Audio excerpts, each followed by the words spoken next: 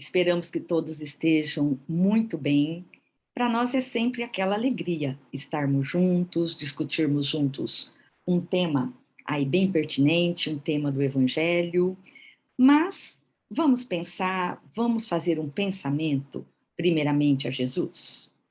Então nós pedimos a Jesus, a Deus nosso Pai e aos mentores amigos que nos auxiliem e nos protejam nessa explanação, para que possamos compreender, assimilar e colocar em prática todos esses ensinamentos.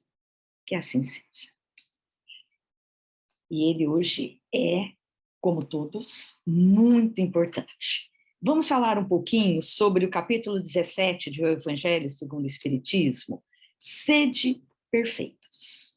Como é que nós podemos pensar esse sede perfeitos? Logicamente que nós sabemos que os temas do Evangelho, os temas que trabalhamos, são temas que todos nós conhecemos bem, né? Mas é muito importante que nós pensemos os temas juntos. Por quê? Porque cada um tem uma forma de abordagem, cada um tem uma forma de argumentação, e nós, principalmente, ouvindo os temas mais de uma vez, nós também vamos interpretando-os de uma forma diferente. A cada dia nós podemos fazer uma nova interpretação, sempre muito importantes para todos nós.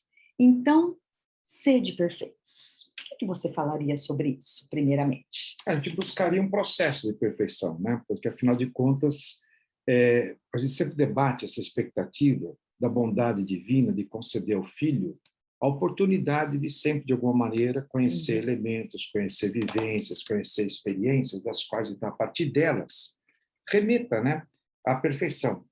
A gente sempre tem aquela ideia de que nós somos criados na nossa ignorância, simples, mas com, assim, sem detença, a busca da perfeição. A todo instante, então, trabalhando em relação a isso. E é interessante que, quando a gente, no caso, pensa sobre esse aspecto, tem várias discussões. E a primeira discussão é a chamada oportunidade. E quando se diz com relação à oportunidade, é como dizer assim, puxa, então, nesta vida eu não tive essa chance.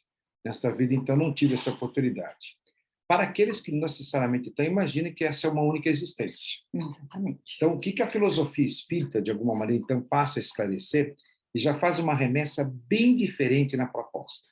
Nós temos várias existências, já tivemos várias existências, tivemos várias passagens, digamos, então, na qualificação de espírito, digamos, então, que saímos do estado errante, ou seja, do estado, então, no caso da vivência do plano espiritual, e nos remetemos, de alguma forma, então, ao corpo carnal, para a expectativa da própria evolução, o conceito da própria evolução. Então, o primeiro quadro importante com relação a isso é fazer com que a gente possa imaginar, então, que todos nós temos oportunidades infinitas, infinitas nos dados, então, em relação a isso. Que o Pai quer, de alguma maneira, que a gente, no caso, conheça, né, essas formas de evolução, conheça esses modos de evolução, e que não sejam eles colocados apenas, então, somente num único ponto, num único elemento. Porque, afinal de contas, se for colocada uma única chance, se você trabalha de uma maneira perfeita com relação àquilo, mas interessante, perfeita sob qual sentido? Você tem conhecimento de causa, você tem experiências comutadas, você tem valores das quais foram, de alguma maneira, né, inseridos na tua própria existência, que permitiram você, no caso, ir para um plano A e não para o plano B? É a grande interrogação. A partir do instante que você, no caso, percebe que a gente acumula informações, que de alguma forma, então, passa a reconhecer elementos que não só da própria existência, das existências anteriores, né? São aqueles reflexos, digamos, então, são dados, né, em relação às nossas formas de pensamento, induções, atitudes, né? Faz com que, de alguma maneira, então, você, no caso, possa pensar que a reencarnação é uma justiça incrível. Inclusive, isso consta, no caso, então, como sendo exatamente elemento forte no livro dos Espíritos, a justiça da reencarnação. Mas não para dizer sobre ela, né, propriamente, mas colocar sobre a forma pela qual, então, seria dada exatamente essa oportunidade, né, a cada um de nós. Para você que não acredita em reencarnação, seria interessante dizer que você reencarna todo dia. Sim. Que é uma proposta até certo ponto também que é chocante a quem esteja nos ouvindo agora, que não conheça a filosofia espírita. O próprio despertar, ou seja, o próprio despertar seu todos os dias, a gente sempre diz que é uma forma pela qual você possa entender de uma maneira assim brilhante o processo reencarnatório. Por quê? É te dado a oportunidade, né, de um novo dia, de um novo projeto, que você pode, de alguma maneira, então, realinhar coisas que você, no caso, no dia anterior não tenha feito de maneira conveniente, que você possa, de alguma forma, então, fazer com que haja um caminho e um percurso na tua existência mais agradável, que você renove, dizendo, puxa vida, né? Tenho eu a oportunidade de um novo dia. Ótimo. Para nós espíritas, né, a concepção do dia é exatamente a concepção da própria reencarnação. É nos dada efetivamente essa condição. Então, não pense que necessariamente você precisa de quê? Desencarnar, como nós espíritos falamos, né? Ou morrer, como você no caso diz, né? Para que, então, passado um certo tempo, no estado de erraticidade, a gente, no caso, seja remetido a uma nova experiência. Não vou pensar assim, pronto, né? Não que eu estou dizendo que não exista reencarnação, pelo contrário, estou defendendo a existência e a justiça dela. Mas se você não acredita, que tal você imaginar, então, que dia a dia você tem essa chance? Quando não, muitos percebem que, dentro do transcorrer do próprio dia, você pode, muitas vezes, realinhar uma certa situação, modificar um certo pensamento, trazer a si, por vezes, uma prática, né, incrível, né, de hábitos, de momentos pelos quais, então, faça com que você altere, mude o seu comportamento. Então, o grande elemento da perfeição é a chance dada.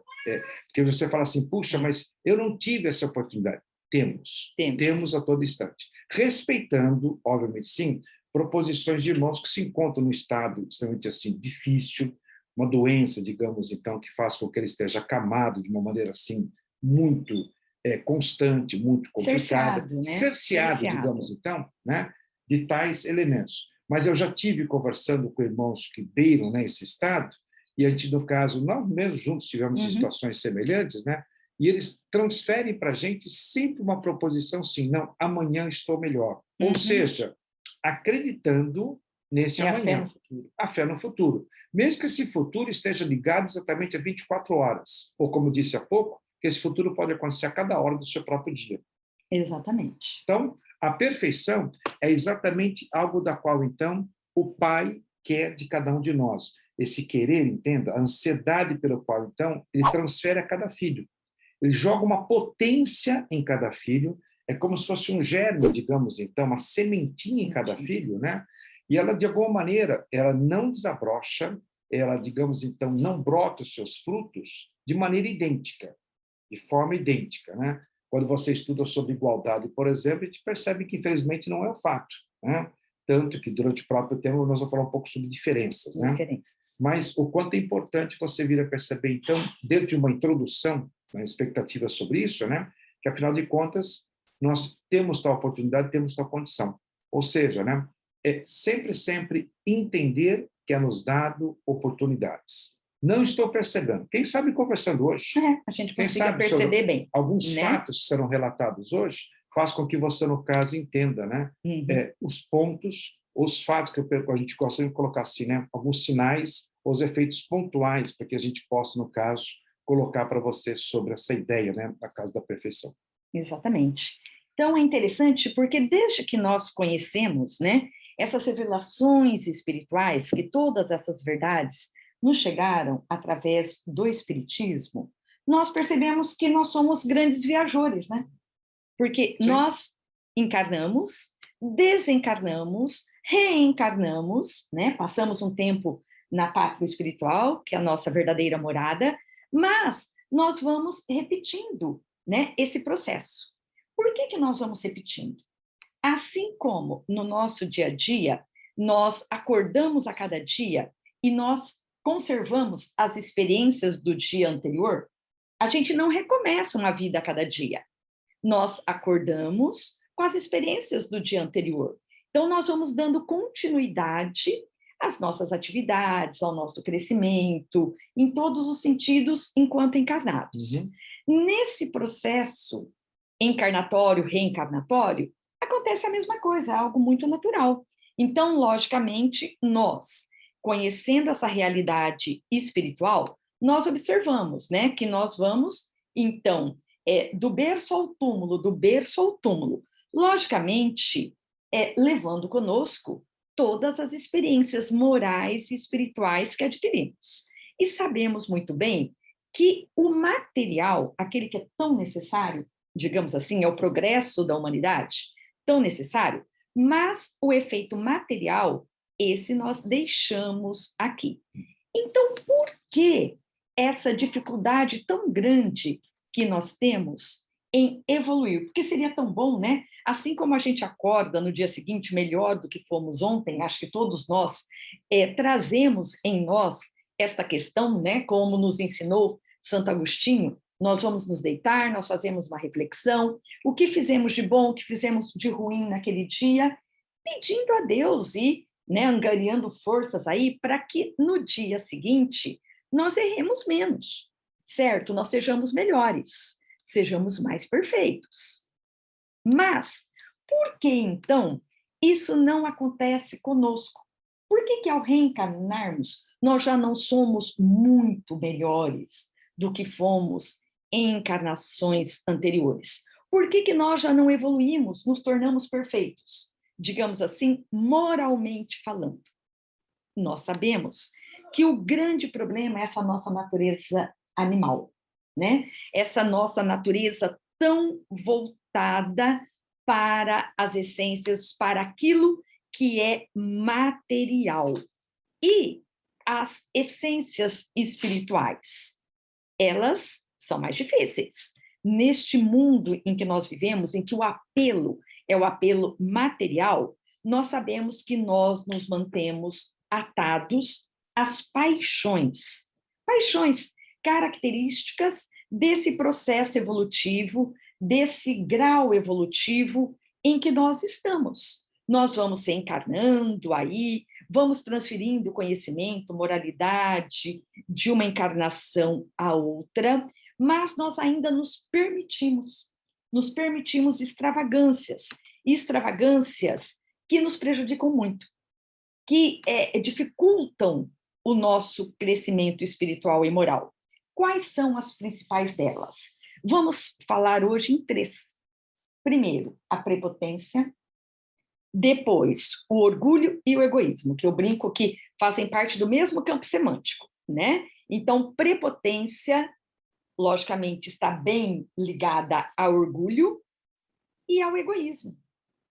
Então, nós vivemos ainda num mundo em que essas 3 irmãs, digamos assim, preponderam, tá? Interessante. Então, seria assim, pegar um fio com relação a isso e, ao mesmo tempo, pedir a você que, de uma maneira, não digo breve, mas de uma forma assim, bastante clara, nos coloque elementos pelos quais a gente possa, de uma forma, nos afastarmos ou, de alguma maneira, driblar exatamente esse tipo de irmã que você estava colocando. As 3 irmãs, né? Prejudiciais.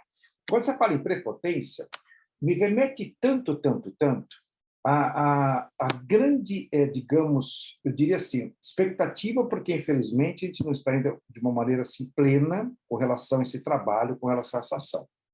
Mas é nos dada a oportunidade a todo instante de conjugar algo que se trouxe assim, tão evidente, mas tão evidente, eu nunca percebi tantas pessoas, de alguma maneira, pedindo por isso, né? E são todos os meios, em todos os meios, seja no meio escrito, televisivo, nas mídias todas, mídias, né? Sociais, no caso, né? A tal da empatia. Uhum. Então, se você fala em prepotência, eu colocaria, então, vamos fazer com que, no caso, exista uma irmã, né? Não que seja assim um processo que a gente tem que disparar agora, né? Uma guerra, digamos, então, emocional, mas que ela seja, obviamente, uma batalha de conquistas. Então, vamos lá. Quando você fala com relação à prepotência, eu lanço o processo de empatia. Seria, de alguma forma, então, o dado interessante de fazer com que a gente pudesse não ter exatamente essa forma de pensamento, né, em relação à vida, aos outros, ao comportamento, e perceber como os outros estão, de que maneira os outros estão vivendo, de que maneira que eles estão passando. Não sei se eu acertei. Seria um processo interessante para fazer com que essa irmã, né, fosse, de alguma forma, debelada da nossa existência. Então, debelada. O que você sugere, no caso? Seria esse o procedimento? Seria esse o elemento interessante? Sim, então? Porque se nós valorizássemos mais, né, as boas ações, a empatia, como, por exemplo, nós minimizaríamos a prepotência. Por quê? Porque empatia é você se colocar no lugar do outro. Sim. E quando nós nos colocamos no lugar do outro, nós sentimos o que o outro está sentindo. E quando nós falamos em sede perfeitos, não podemos nos esquecer, primeiramente, do que o Evangelho nos fala, das características do homem de bem. Por exemplo, a principal característica do homem de bem é praticar a lei de justiça, de amor e de caridade. Então, se eu pratico a lei de justiça, de amor e caridade, eu não posso ser prepotente. Por quê? Porque eu tenho que me colocar na mesma situação, numa situação de empatia com o meu próximo, certo? Então, eu tenho que realmente valorizar os sentimentos, né, as situações pelas quais ele está passando, tá? E tentar, de alguma maneira, a caridade, ajudá-lo a vencer as suas dificuldades da melhor maneira possível, certo? Então, seria realmente debelar essa prepotência. E nós conhecemos muito bem esses ensinamentos de Jesus. O que Jesus veio nos ensinar? Veio nos ensinar a amarmos ao nosso próximo como a nós mesmos. Então, aí, nós já debelaríamos a prepotência. Para que serve a prepotência? Qual é o bem que a prepotência faz a nós todos? Nenhum bem. Ela acaba Muito pelo humilhando, contrário, né? ela humilha. Ela humilha. Então, ela humilha. E essa humilhação, pensemos juntos, é justamente, né, o que nós não queremos, tá certo? Então, com a prepotência, nós somos orgulhosos, ou seja, achamos que somos melhores do que os outros, quando sabemos que, na verdade, temos que ser cada vez mais humildes, certo? E nesta questão do sede perfeitos, nós temos no Evangelho um guia para isso, né? Tá. Um guia. Então, vamos lá. Por exemplo, o Evangelho começa nos dizendo sobre os caracteres da perfeição. É tão interessante. E quais são os caracteres, as características, as ações que devemos colocar para sermos, então, perfeitos? Será que nós poderíamos ser perfeitos nessa existência? Nesse grau evolutivo em que nós estamos? Porque nós estamos ainda no primeiro degrauzinho ali da evolução, digamos assim, né? Então, será que nós conseguiríamos, assim como muitos conseguem, né, dormir, refletir e se tornarem pessoas muito melhores pelo que passam nessa existência, nós deveríamos agir assim durante toda a nossa existência. Então, o Evangelho nos diz o seguinte: caracteres da perfeição. Olha só, veja se isso não é acabar com qualquer prepotência e orgulho. Amai os vossos inimigos, fazei o bem àqueles que vos odeiam e orai por aqueles que vos perseguem e que vos caluniam. Você está dando uma receita, então, é isso? É o Evangelho Não, tudo bem. que nos dá essa receita, Então, você está dando uma né? receita para de alguma forma, Exatamente. então... Agora, vamos trazer isso para os dias de hoje? Então, mas quando você fala assim, vamos lá. Com relação a inimigos, uma tradução tão fácil de a gente, no caso, então, colocar. É uma questão de energia. É. Uma questão de energia. Daquele que você não se sente bem, daquele que de alguma forma não te faz bem, e olha, fazer bem, ou no caso, não fazer bem, vou colocar bastante Nos essa posição, sentirmos né? bem junto, próximos ao outro, convivendo com o Entenda, outro. por favor, né, que não é mais necessário só o convívio social para isso. O não fazer bem, o não estar bem, né, os meios pelos quais, infelizmente, a tecnologia acabou nos proporcionando, Exatamente. né, faz com que você, por vezes, passe a ter reações, passa a ter exatamente assim sentimentos não tão agradáveis a quem, de alguma forma, então, tenha construído um certo tema, uma certa freva. Vamos colocar bem assim. As mídias hoje permitem os posts, ou seja, chamadas opiniões, você passa a inserir, digamos, então, na plataforma que você utilize, seja no Instagram, seja, por exemplo, no Twitter, seja no Facebook, né, uma determinada opinião, seja ela social ou política. Pronto. Não quero entrar tanto assim no tema, mas colocar a proposição para que vocês possam perceber o quanto isso se tornou facilitador para que a gente passe a destilar justamente o desamor. O desamor, né, se o termo é correto. né? A negativa com relação a isso. Por quê? É porque quando você não gosta de um determinado efeito, você simplesmente vai lá e passa a truncar esse efeito e simplesmente a colocar, opinar de uma negativamente, maneira... né? Não estou dizendo que você não deva fazer isso quando os temas, as proposições sejam beira de horror, né? Sejam beira, então, digamos, Da da maldade, né? Da maldade, digamos maldade. assim. Não Não, podemos não permitir a permitir, não tem maldade como, não também. tem Nós como, somos né? responsáveis por tudo Responsável. Se isso, você, no né? caso, se cala frente exatamente a isso, de alguma maneira a gente se torna responsável com relação ao fato da gente, no caso, se calar. Mas quando eu digo assim, o quanto, no caso, essa forma assim, de não amar tem sido algo assim preponderante, então. Então, quando você colocou assim, será que na existência que a gente, no caso, esteja, é nos dada essa oportunidade, a gente consegue, de alguma forma, o que ele precisa? Ensaiar. Necessariamente ensaiar. Escuta, você está me entendendo o quanto é difícil você amar o inimigo? Alguém que tenha, de repente, feito assim, uma grande situação de dificuldade a você, trazido, digamos, então, a quebra da sua família, trazido a você, muitas vezes, assim, uma situação terrível na tua própria existência, como você vai traduzir o amor, né? A tal pessoa, como você vai, de alguma forma, então, um comportamento similar, né? Alguns grandes, que a gente, no caso, já teve notícias a respeito, né? Que foram na própria cela conversar com aquele que, de alguma forma, tenha feito, né, a maldade a ele, né? Que foi, de alguma forma, frente a frente, conversar com o inimigo, né? Para que, puxa vida, né? O perdoasse, de alguma forma, né? Então, não é uma coisa simples, não é simples, mas, como eu disse, é uma questão de energia. A proximidade com aquele que você, no caso, não tenha muito afeto, né? Dispara elementos que acabam, de alguma maneira, desorganizando a tua condição física, né? Isso ocorre. Isso, de alguma forma, então, obviamente, sim, é uma coisa a ser ponderada. Mas não estou dizendo que você não tem como praticar o ensaio com relação a isso. Por quê? Porque você colocou sobre oração. Você colocou para a gente sobre orar, né?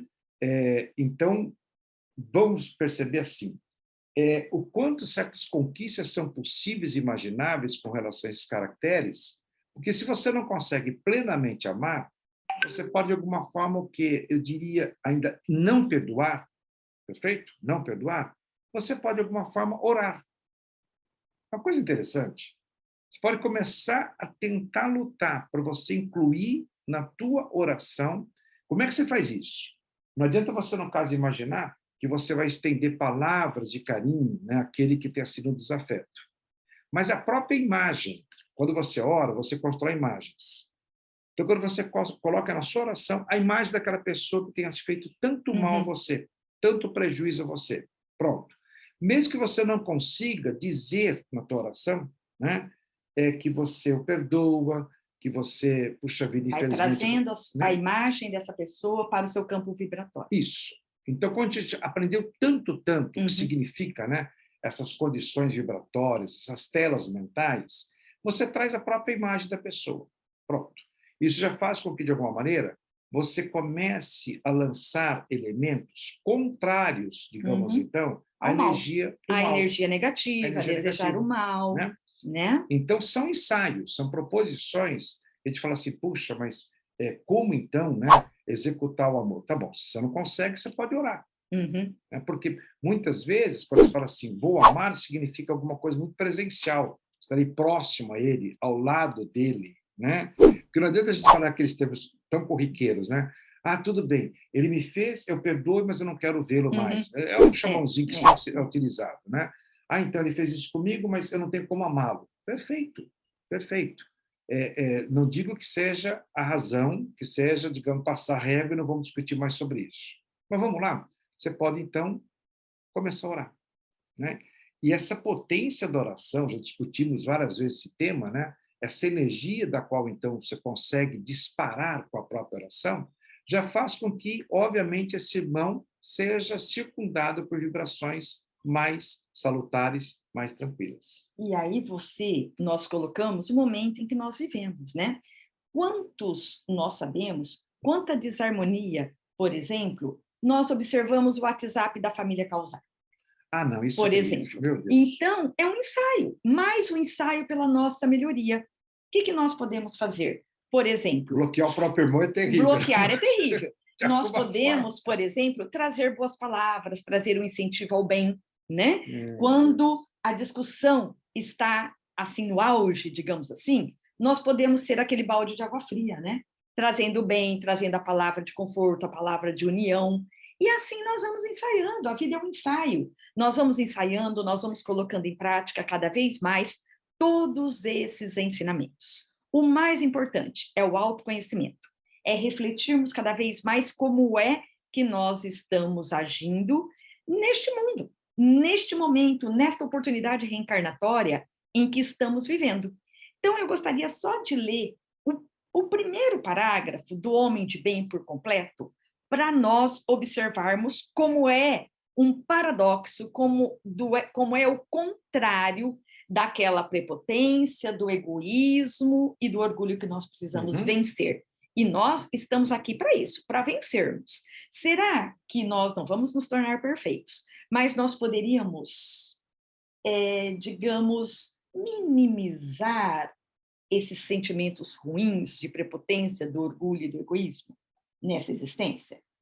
O Evangelho nos diz assim, ó, posso colocar? Tá, por favor. O verdadeiro homem de bem é aquele que pratica a lei de justiça, de amor e de caridade, em sua maior pureza. Se interroga a consciência sobre seus próprios atos. Olha o autoconhecimento.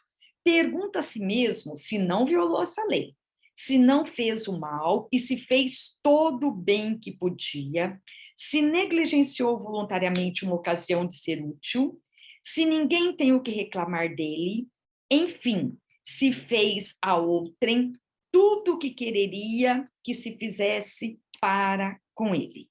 Eu acho que a gente deveria colocar isso aqui no espelho do banheiro e ler todo dia, né? Será que nós estamos cumprindo isso aqui? Será que nós não estamos violando essa lei? Será que nós não estamos fazendo mal? Ou será que nós estamos fazendo todo o bem que nós poderíamos? Né? Então, seria possível nós minimizarmos essa nossa prepotência, esse nosso orgulho, esse nosso egoísmo? Esse parágrafo responde. Tá, a gente precisa de um estímulo com relação a isso. Sempre. Me parece assim que tudo que acontece com a gente dado, então, digamos, né, a nossa espécie humana, a gente discute com relação a isso, né? Você pega, por exemplo, hábito do reino animal. Existem estímulos praticados e o teu animalzinho de estimação, de alguma maneira, né? Ele acaba, de alguma forma, fazendo com que tais estímulos que você, de alguma forma, remete, eles passem a cumprir. Né? É natural. Então, faz com que modificações sejam, de alguma maneira, executadas porque existiu quem? A proposição de você executar um fato de educação. Eu te dou um ossinho, isso. Se você fizer uma gracinha. Tá, pronto. Então, né? De alguma maneira, a gente precisa ser estimulado em relação ao fato existencial. Então, você fala assim, tem uma parte muito importante, né? Interrogar a própria consciência. Bom, aí é beira do horror, né? Quando você, no caso, assim, faz uma análise com relação ao que a gente está vivendo no mundo de hoje, a sociedade, vivemos, no geral. Nós temos um tema, na semana que vem, nós vamos falar sobre lei de sociedade. Né? Na semana que vem, o nosso tema cabe exatamente com relação a isso. E aí nos faz, assim, praticamente fechar os olhos, envergonhados com relação a isso, porque fala assim, puxa, mas como? Então, síndrome da vergonha alheia, aquela que eu tenho. Isso, não é possível. Não é possível. Porque essa pessoa está agindo dessa maneira, está falando isso, está fazendo isso. Mas não sei onde você reside, tá? Como é que você, no caso, tem como comportamento social de residência, né? Leila e eu residimos num condomínio. E é incrível que num condomínio, ou seja, assim, a chamada que eu sempre gosto de colocar para vocês, a microsociedade, né? Você vê horrores, você presencia elementos comportamentais assim que são censuráveis. E eu falo assim, são inacreditáveis. Será que essa pessoa, de alguma forma, vez né, na vida pensou nisso, regou a consciência? A consciência, né? E colocou exatamente o fato da... Mas será que eu fiz uma coisa certa? Será que esse caminho que, de alguma forma, eu estou agora, de alguma maneira, percorrendo, seja adequado, né? Aí vem, será que eu não estou prejudicando alguém? Será que eu não passei à frente de alguém? Se colocar no lugar do outro, é empatia, né? Será que se eu me coloco no lugar do outro, como é que o outro vai se sentir? Tá? Então, você fala assim, puxa, mas se a gente pegar, então, todo o processo, toda a análise, né, a gente fica realmente assustado, né, com relação ao que você colocou para a gente sobre o fato da gente, assim, será que na existência teríamos uma oportunidade de existir sobre a melhor, de a gente conhecer exatamente a nossa evolução? Claro que sim. Só que estamos numa certa vivência, uma certa, digamos assim, condição de movimentação da própria sociedade, né? Espíritos encarnados, né? Que, de alguma forma, essas diferenças estão se tornando cada vez mais assim incríveis, né? Diria até assustadoras. Sim, assustador. Mas, de alguma maneira, que a gente possa sempre conjugar uma expectativa, pelo menos com relação a isso. Nós temos o estímulo da própria evolução. E essa convivência com essa disparidade, né? Que é interessante falar assim, ai, meus pares. Claro, estou falando meus pares, estou pensando exatamente naqueles que estão pensando como eu. Né? Mas quem diz que pensar como eu seja o certo, seja o viável? Né? Então, você tem que ter olhar com relação a quem? Aquele que não pensa como a gente, tá? Não trabalha com o mesmo pensamento nosso. Não né? tem o mesmo conhecimento. Não tem o mesmo conhecimento, e mais, hein? E mais, é mais sério, não tiveram as mesmas oportunidades que a gente muitas vezes tenha tido. Então, diante disso, né?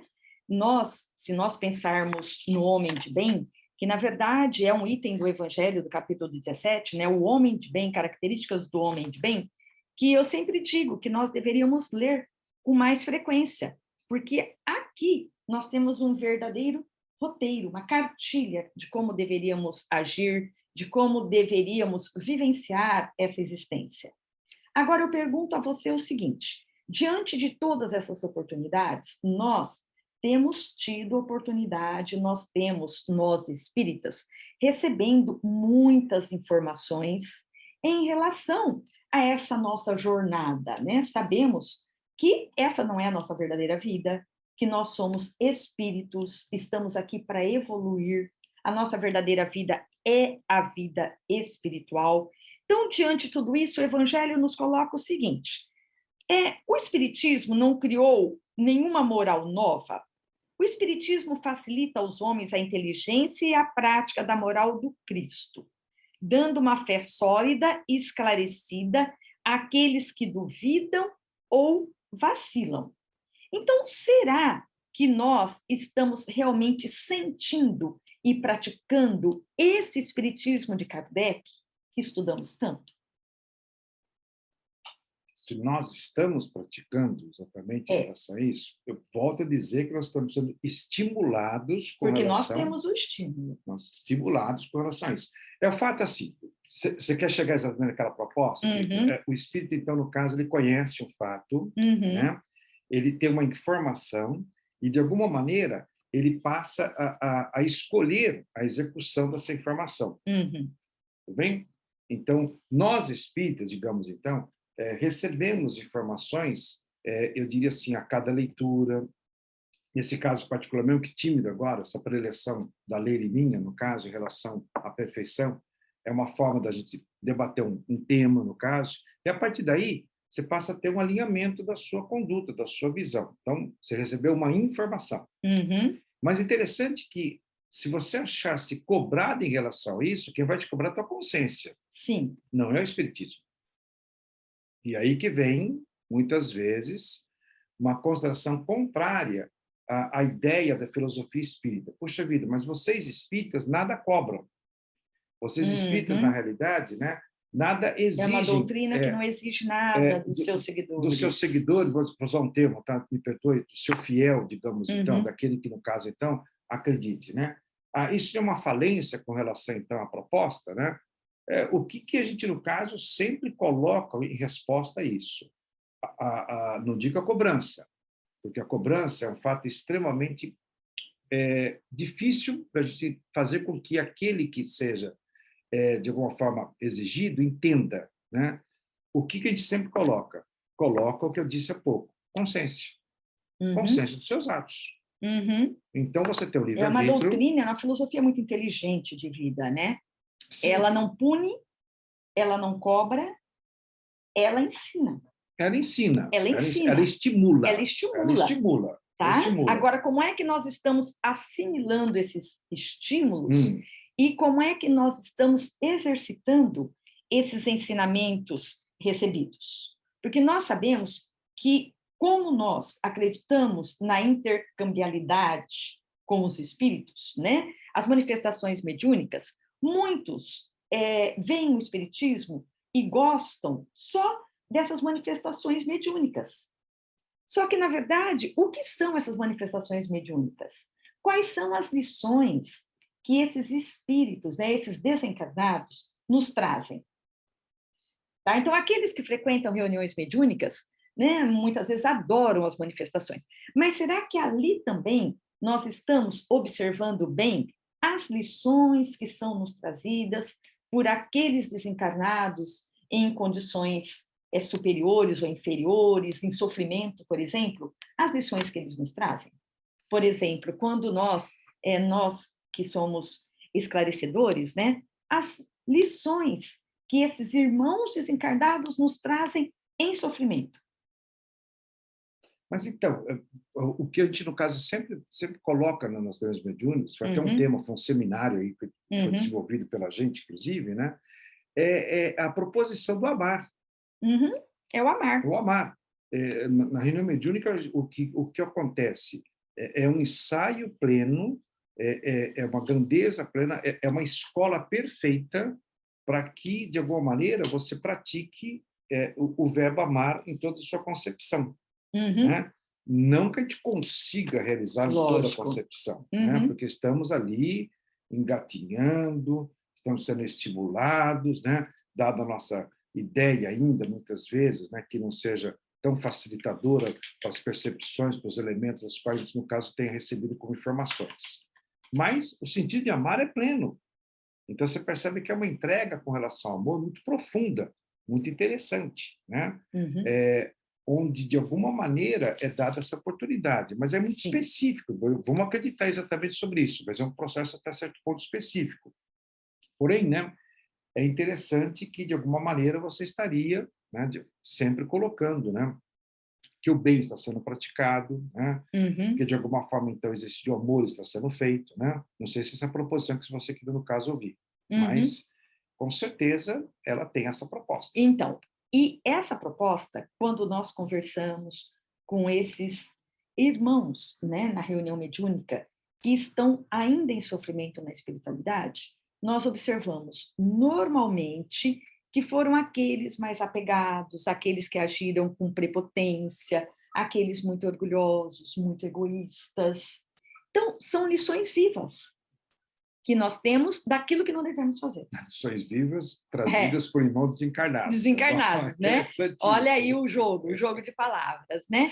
Mas são exemplos, são ensinamentos que nós recebemos, nós espíritas, né? Ali o tempo todo, porque nós estamos nesse intercâmbio. Nós participamos, a maioria de nós espíritas, né? Participamos das reuniões mediúnicas e aquilo não é um encantamento, muito pelo contrário, aquilo é um ensinamento, é uma sala de aula, né? É a comprovação de tudo aquilo que nós estudamos.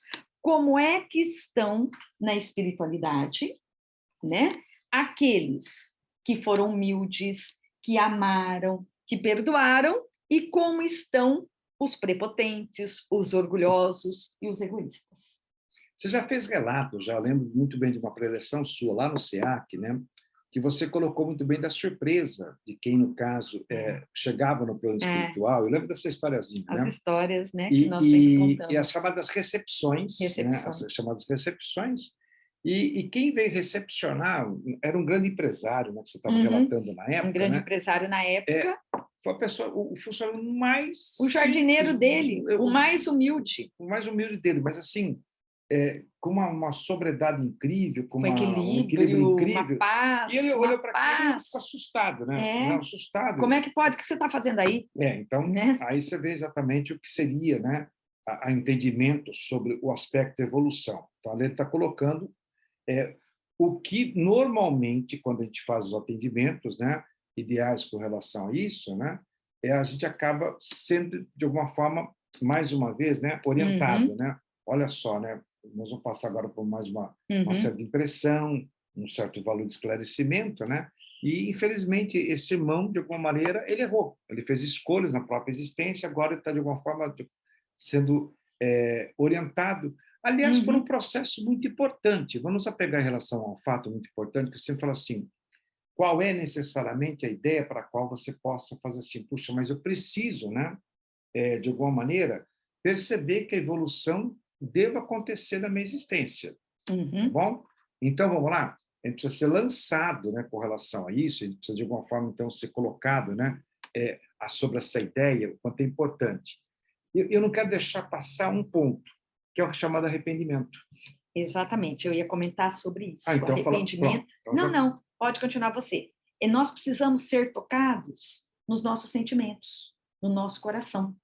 Então, o arrependimento é muito importante para isso. Nós temos que ser tocados para que nós realmente mudemos, para que sejamos melhores, para que pratiquemos o bem, sejamos homens de bem, nós temos que ser tocados no nosso coração e na nossa fé, que deve ser inabalável. Na fé dos ensinamentos de Jesus, dos ensinamentos aqui do Evangelho segundo o Espiritismo.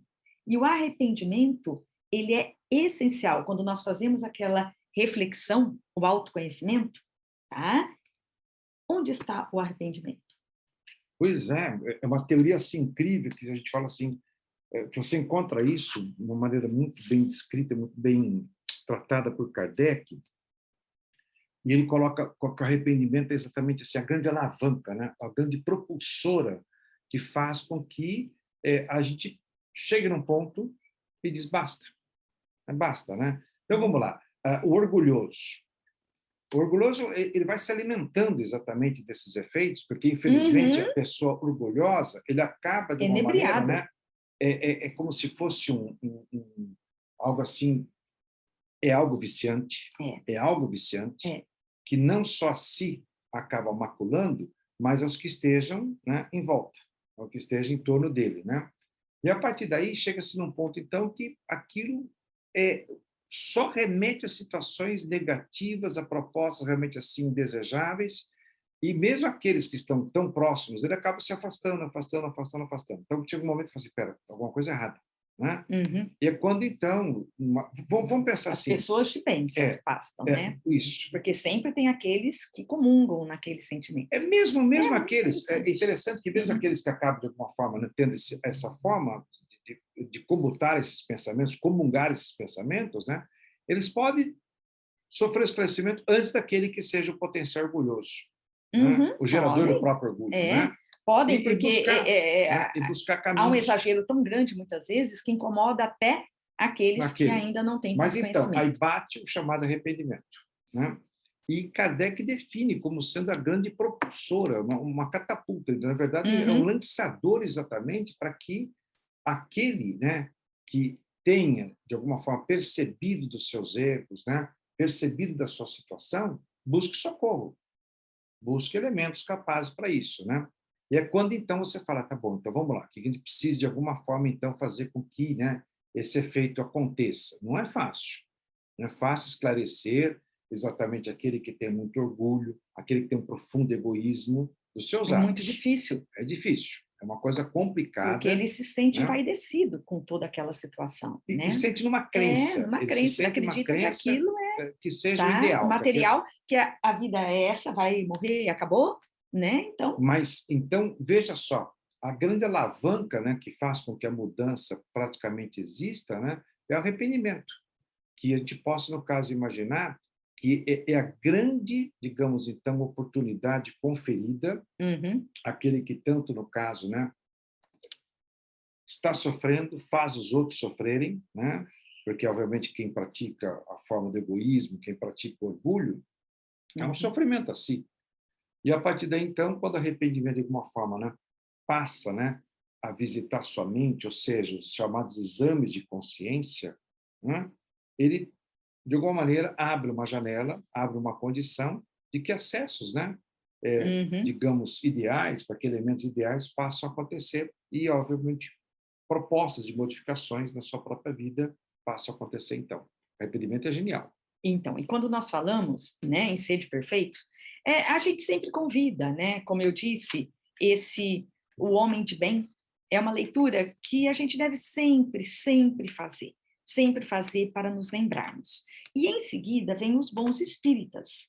E aqui também, eu acho, nós sabemos da responsabilidade que nós temos enquanto espíritas, porque nós somos conhecedores dessas verdades, né? Então, a nossa responsabilidade é muito grande.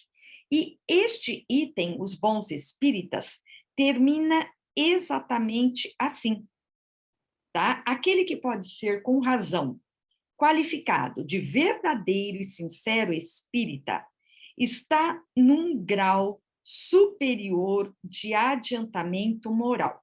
Nossa, esse está aqui, esse verbo no presente, né, inquestionável, é uma grande responsabilidade para nós. É uma grande responsabilidade. Está num grau superior de adiantamento moral. O espírito que domina mais completamente a matéria lhe dá uma percepção mais clara do futuro.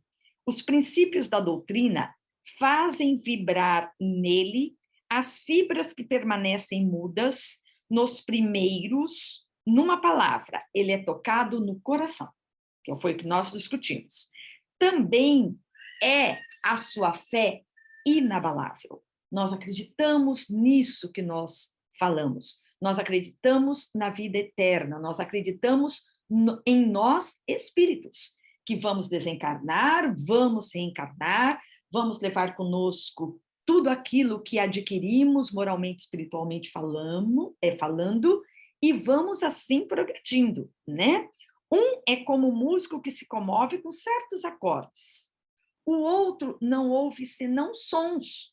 Então, nós, espíritas, já somos aqueles que nos comovemos, né? Os sentimentos aí mais sinceros, os sentimentos mais evoluídos, já fazem parte da nossa existência, do nosso dia a dia.